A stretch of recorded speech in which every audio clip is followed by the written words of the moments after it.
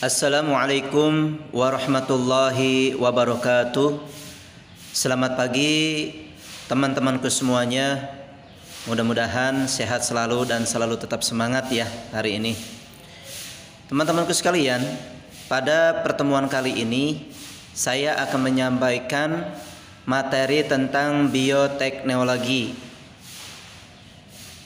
Sebelum kita mulai pada materi, jangan lupa ya, like and subscribe di YouTube saya, AA Didi Channel.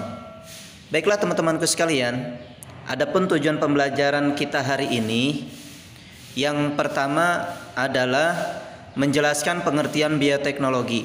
Yang kedua, membedakan bioteknologi konvensional dengan bioteknologi modern. Dan yang ketiga, menjelaskan bioteknologi pada bidang pangan. Teman-temanku semuanya, perlu diketahui bahwa Tuhan telah menganugerahkan kepada bangsa Indonesia dengan kekayaan alam yang berlimpah, baik berupa tumbuhan, hewan, maupun bakteri. Kekayaan alam tersebut banyak dimanfaatkan oleh masyarakat dalam berbagai olahan makanan. Banyak bioteknologi yang dikembangkan manusia untuk memenuhi kebutuhan hidupnya dengan memanfaatkan makhluk hidup ataupun mikroorganisme. Misalnya dengan memanfaatkan bakteri dan jamur. Salah satu contoh olahan makanan yang memanfaatkan jamur adalah tempe. Teman-temanku sekalian, ternyata makanan seperti ini adalah produk bioteknologi. Nah, adapun pengertian bioteknologi didefinisikan sebagai penggunaan organisme untuk membuat produk atau jasa sehingga dapat mensejahterakan manusia. Bioteknologi ada dua. Yang pertama, bioteknologi konvensional, yaitu bioteknologi yang memanfaatkan bakteri atau jamur, misalnya tempe, tapai, roti, keju, kecap, dan minuman beralkohol. Kemudian bioteknologi modern, yaitu bioteknologi yang melibatkan prinsip biokimia, biologi molekuler, dan rekayasa genetika, misalnya transgenik, antibiotik, vaksin, antibodi, dan DNA. Bioteknologi banyak dimanfaatkan dalam kehidupan sehari-hari pada berbagai bidang. Misalnya bioteknologi pangan. Nah, bioteknologi yang digunakan untuk menghasilkan produk pangan dengan memanfaatkan mikroorganisme. Yang pertama adalah tapai. Mikroorganisme yang berperan dalam pembuatan tapai adalah Khomir Saccharomyces cerevisiae. Nah, selain itu jamur Aspergillus, bakteri Acetobacter aceti. Nah, ini adalah proses perubahan kimia yang terjadi dalam pembuatan tapai. Nah, secara proses kimianya. Kemudian produk bioteknologi pangan yang kedua adalah yogurt. Yogurt adalah makanan yang dihasilkan dari proses fermentasi susu dengan bantuan bakteri asam laktat, misalnya Lactobacillus casei, Streptococcus thermophilus, Lactobacillus bulgaricus, dan Bifidobacteria. Yogurt kaya akan vitamin A, B, C, E, K, protein, kalsium. Maka bila kita mengkonsumsi yogurt secara teratur, banyak manfaatnya bagi kesehatan kita.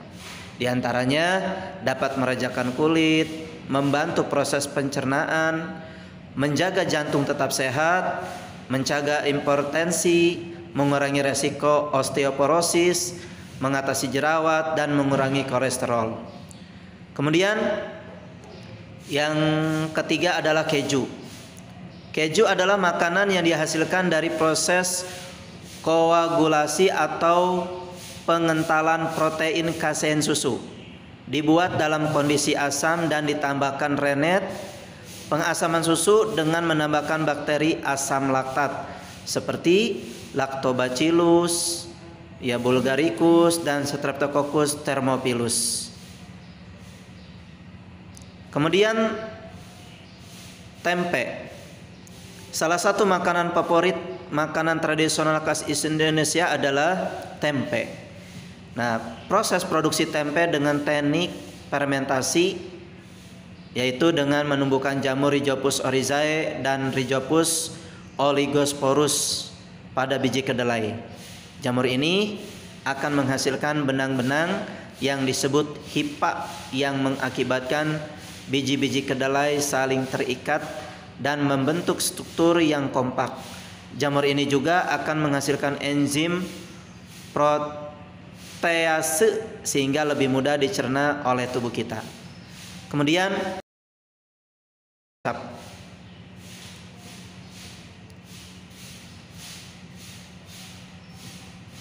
proses pembuatan kecap melibatkan proses hidrolisis dan fermentasi dengan menggunakan jamur Aspergillus oryzae, Aspergillus sojae, dan Aspergillus wenti.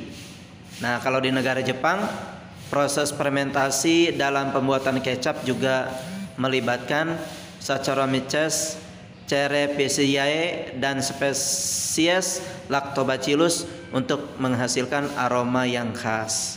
Kemudian yang selanjutnya adalah roti. Bahan dasar utama roti adalah terigu dan air. Kemudian masih banyak ditambahkan posisi pada adonan roti. Makanan ini terkenal di seluruh dunia. Proses pembuatan roti memanfaatkan peristiwa fermentasi yang dibantu oleh Saccharomyces cerevisiae sehingga menghasilkan banyak gas karbon dioksida dan sedikit alkohol. Gas inilah yang membuat adonan roti mengembang, sedangkan alkohol menghasilkan aroma khas pada adonan roti.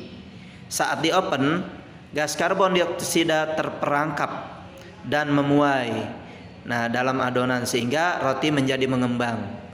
Kemudian minuman beralkohol. Pembuatan minuman beralkohol juga melibatkan proses fermentasi oleh Saccharomyces. Jenis bakteri ini dan jenis bahan baku yang berbeda mampu menghasilkan aroma dan rasa yang khas pada jenis minuman beralkohol, misalnya bir dan wine. Bir merupakan minuman beralkohol yang terbuat dari biji serealia, sedangkan wine terbuat dari ekstrak buah anggur. Teman-temanku semuanya, sebelum ditutup ini ada tugas, ada 3 nomor. Yang pertama, apa yang dimaksud dengan bioteknologi? Yang kedua, jelaskan perbedaan antara bioteknologi konvensional dengan bioteknologi modern. Berikan masing-masing contohnya. Kemudian nomor yang 3, lengkapilah tabel berikut. Baiklah teman-temanku sekalian, demikianlah penjelasan materi pada kesempatan kali ini. Mudah-mudahan bermanfaat bagi kehidupan kita semua. Amin ya rabbal alamin. Terima kasih telah menonton video ini. Jangan lupa like, share, comment, and subscribe di YouTube AA Dini Channel. Wassalamualaikum warahmatullahi wabarakatuh.